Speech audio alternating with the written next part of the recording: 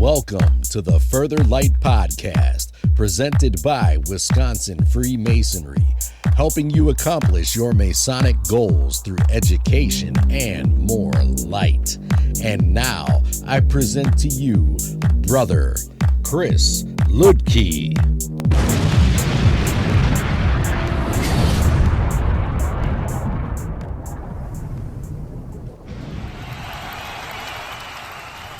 Listeners, scholars, brothers, this is Brother Chris Ludke, and today I want to explore Freemasonry and the Enlightenment. Really, this is going to be part of a two-part series on ideas of the Enlightenment and how they really give birth to a lot of the modern ideas of Freemasonry. The way I look at it, Masonry went through its adolescence and its teen years as we move through the Enlightenment. Why do I say that? Because just like as a teenager, between the ages of 16 and 24, your dopamine levels are high, and so the music that you listen to is probably the music that is going to have the greatest influence on you for the rest of your life, is what you hear at that point. I mean, think about what your parents listened to. They might have been listening to the Carpenters or Mozart. I don't know how old you are, but that being said, that tends to be these formative years in which we create our personal tastes and really forms who we will become in the future. Masonry, similarly, goes through a major growth spurt in this period of the 18th century, right in the middle of the Enlightenment. And I'm going to be kind of freestyling the next couple of episodes. I'm looking at several sources. I'm working through them as I'm creating this podcast. So you're kind of seeing my thought process live, which could be terrifying. I don't know. But in terms of sources, I'm looking at several. I'm looking at an article from the Springfielder in January of 1974, volume 38, number 1, called Freemasonry, A Living Expression of the Enlightenment by Norman Wagarin, and this is from Concordia College. And just to give you an idea, that article, which is going to be a large part of this, or create a base for a large part of this, is basically arguing for an anti-Christian view of Freemasonry. So not exactly in our favor. However, the instructive tongue and the attentive ear would tend to teach us that oftentimes there is useful information that comes from, well, sometimes unlikely sources. I'm also looking for the information here. Sometimes I don't have notes, I just have materials in front of me, and that's all right. I'm also looking at Delmar Dara, History and Evolution of Freemasonry, published in 1954, bit of an older source. And I'm looking at some material from a website known as the 1723 constitutions.com, looking at Freemasonry and science, amongst other things that we'll be discussing. So my goal here is to show you this link between Enlightenment, the Enlightenment ideals, and Freemasonry, many of the ideas that we have. And I'm going to break it up into two parts. The first one, I'm going to talk about what the Age of Enlightenment was, because the explanation you got in a history class in high school was probably not that great. Then I'm going to talk about how that impacts religion in Masonry to some degree. In the second part, I will get into the ideas of the more secular ideas. So Freemasonry and science, Freemasonry and lectures, Freemasonry and non-religious Enlightenment ideas.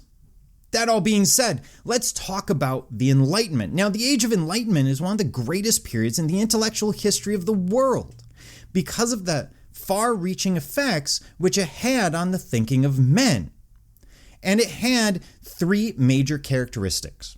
First, it substituted natural law for supernatural law.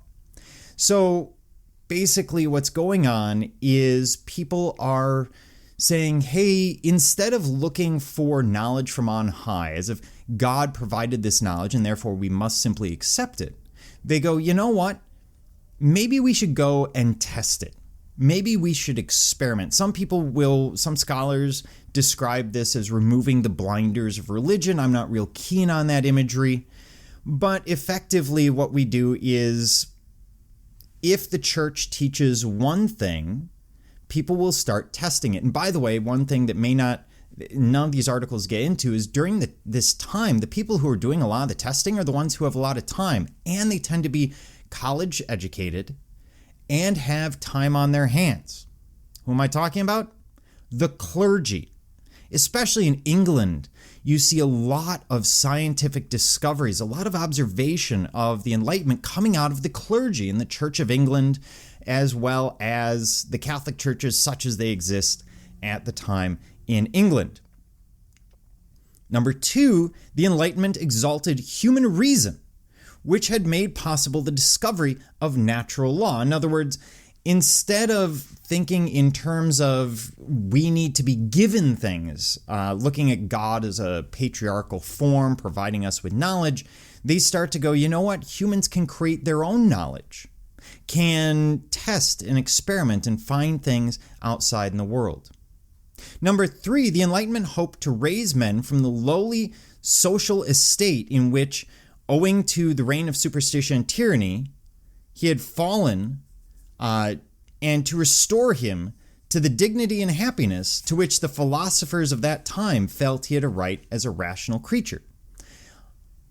Really wordy way that the author is stating this, but basically arguing that any person, could be a poor person, could be a wealthy person, any class, can develop the knowledge necessary to move them through society. This idea of being a self-made man is really developing in the Enlightenment. Happens to be a period of time where we see the development or a further development of the middle class, and there's several other standards and issues going on there, but that's not important now.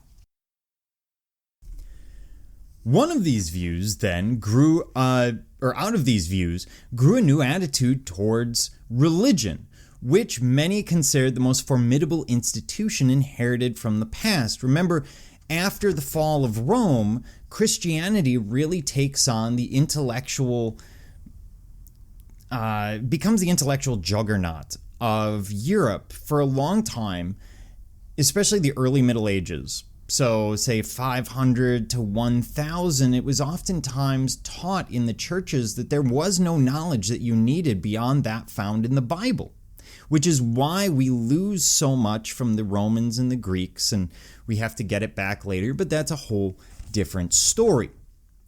Particularly in England, men were sickened by religious quarrels. By the way, there's a lot of problems in England at the time, a lot of civil wars, issues between Protestants and Catholics, which had come to a head during, among other times, the Puritan Revolution. Some of them looked for the common spiritual core in all Christian religions and hoped to use them as a unifying point. So basically arguing that because we're in England, because of all of the religious strife between Protestants and Catholics that are happening in England in the 17th and 18th centuries, that creates a situation where everyone kind of goes, look, I'm sick of the whole thing. Can't we create some kind of universal religion that gets rid of the entire hierarchy and structure, and therefore eliminates all of these wars and conflicts that we see reigning across the landscape? They're aided by the contemporary movement in science and philosophy known as the Enlightenment. If man was better than the animals because he had reason, then there must be a supreme reasoner. Furthermore, if the universe operated as a machine under eternal law, then there must be a supreme lawgiver. Worship of such a being required neither dogma nor an organized church. All people could worship the supreme lawgiver, the great architect of the universe, as Masons came to call him, and live according to his immutable precepts, known as the laws of nature, as they are expressed in the religions of the world and in the Bible. Religions simplified in this manner received the name deism, which, if you've ever looked into Thomas Jefferson, some of the founding fathers, was very popular at the time.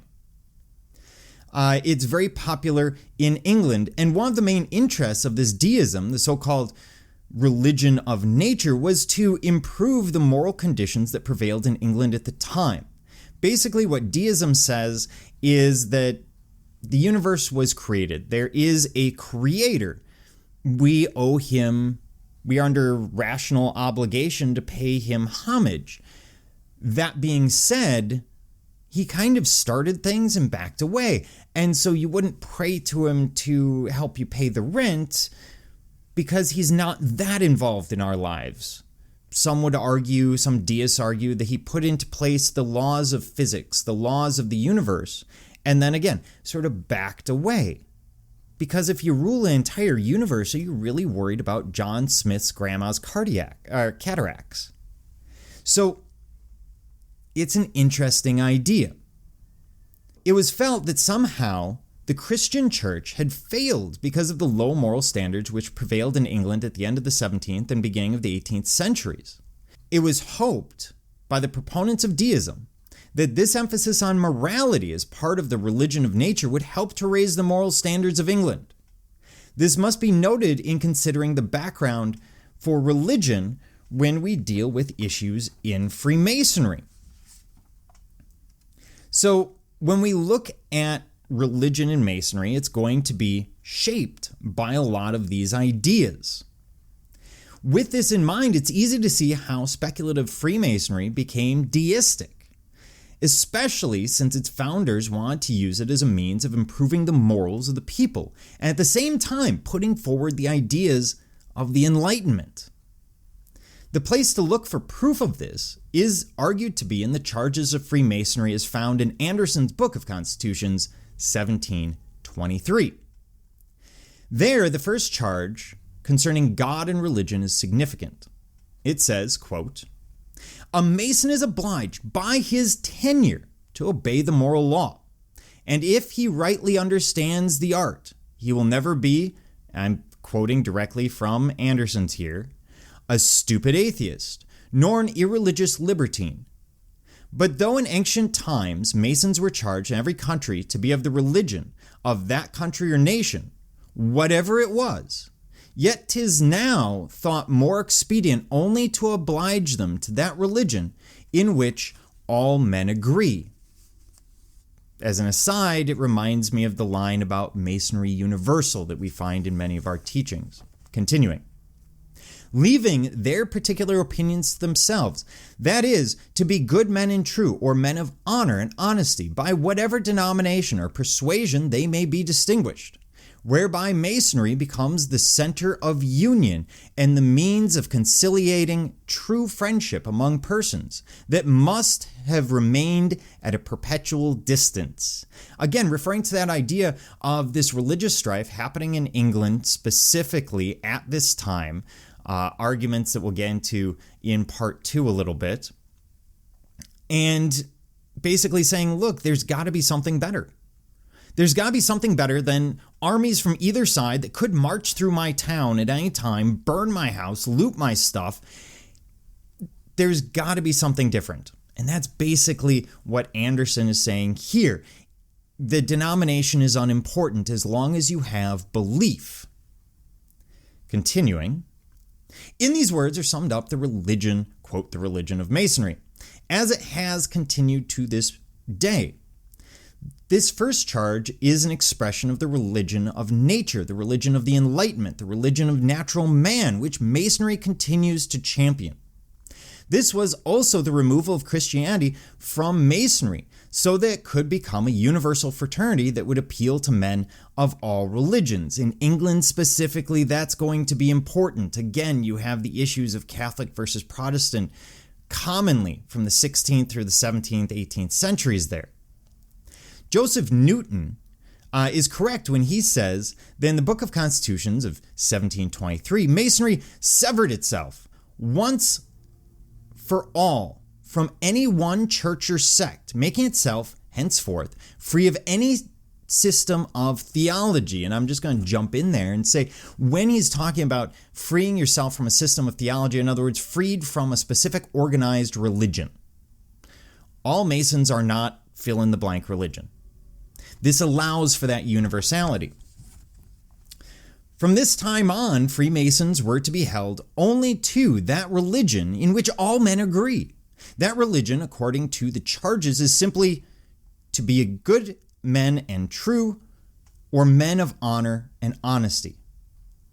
What more is this than the religion of the Enlightenment, or at least here the author's arguing it's the religion of the Enlightenment. I would argue it is, in a sense, a form of deism. So we have a common denominator of natural religion that the deists were looking for, and which, in the end, they made primarily a system of morals that they felt were part of the law of nature. No wonder this first charge has been looked upon as the introduction of a new religion into Masonry. And he keeps saying religion. I would almost say a faith, something more abstract than religion here. Furthermore, the reason given for this charge, from this change from Christianity, which had been part of the ritual of the old operating guilds of Masons, more than likely, and by the way, that old religion of the operating guilds was probably, again, defined by where they were. If you're in a Protestant area, it's going to be a Protestant faith. If you're in a Catholic area, it's going to be a Catholic faith, again, referring to England. So, this is a shift from those religions to the enlightened religion, is stated in the words, "'Tis now thought more expedient." These words seem to indicate that a deliberate change was being made in the nature of Masonry.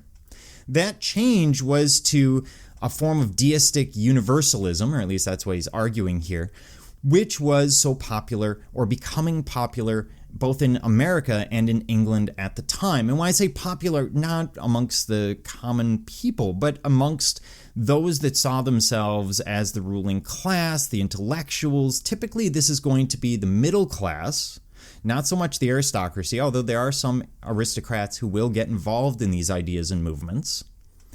And these are the people who are being the most impacted by these religious wars, so it makes sense that they're doing this. The one theme that runs through the remaining charges is that a Freemason should be an upright person. He should live in such a way that he will be a credit both to himself and to the fraternity. This again is a reflection of this attitude of deism, which made morality the center of religion.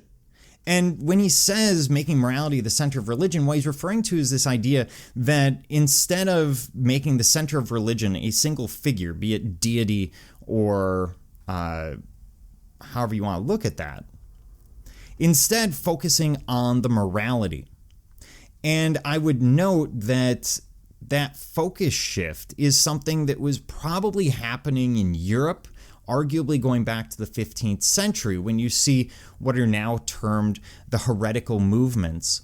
But these different religious ideas of reform to the church, they're happening in the 15th century leading up to that Protestant Reformation. And when you're surrounded by all of this, it all starts to make sense. Why would you want to be involved in something that the organization itself seems to be leading to the conflict, at least from their perspective at the time? This again is a reflection of that attitude of deism, which made morality the center of religion, the one uniting feature in all various religions, and so the central feature in the religion of nature. That the founders of Freemasonry intended to teach this universal religion in which morality and fatherhood of God and the brotherhood of man were to be stressed is certainly a conclusion reached by many Masonic writers, including Dara. He also points out that Freemasonry rests on a broad spirit of toleration as a reaction to the religious wars that characterized England at the time. So it does create a rather interesting circumstance. In this consideration of the religious significance of the charges of Masonry, it should be added yet that not all Christian elements are, of course, removed from Masonry. In fact, there are several that are maintained during the period of Great Schism. The ancients objected to the dechristianizing policy of the moderns, which we've covered in an early episode of the podcast.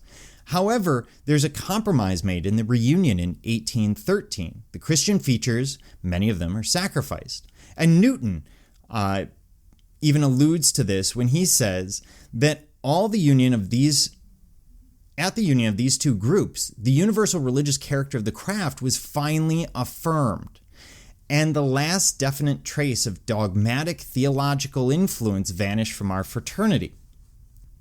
We have the Enlightenment, this period of time when people start to question belief. Not just religious belief, any belief. Anything in existence. If you are told the sky is blue because God made it blue, they're going to look for a reason why it's blue. They're going to start testing it and observing it. At the same time, we're seeing the development of this idea of man as uniquely rational amongst all of creation. And we see the development of this idea of morality over deity. In other words, the deity takes a back seat to the moral teachings. And that morality is seen as universal, as applying to all religions. In fact, we did an episode on the podcast last year on Masonic universality where I get into some of those issues, where oftentimes these are universal virtues. Things like the golden rule. Almost every society has it. It's not unique to Christianity, nor is it unique to Masonry. And yet, they want to focus on that instead of the dogma, instead of the question of whose God is the real God. And that creates this unique universality that makes perfect sense when you consider all of the conflict in England at the time. But that's the religious side. Next time, I want to get into the more intellectual, more scientific side of the Enlightenment, how it impacts Masonry. What were Masons doing at the end of the 18th century or during the 18th century in their meetings? How are they encouraging these ideas? This is all like looking back at an album of who we were or who Freemasonry was as an adolescent. Seeing those formative years, and with this understanding, hopefully you can look at the teachings, you can look at the ritual and get a richer understanding of exactly what's being said, and possibly more importantly, why it's being said. That all being said, all that's left for me to do is to thank you for joining me, Brother Chris Lidke, and the entire Further Light team on your quest to find more light through Masonry. Are you interested in learning more about Freemasonry in Wisconsin? Visit wisconsinmasons.org to learn more about Masonry and access further educational content and more light. Once again, that address is wimasons.org. Any questions, comments, or suggestions, please email us at education@wisconsinmasons.org. And thank you for listening.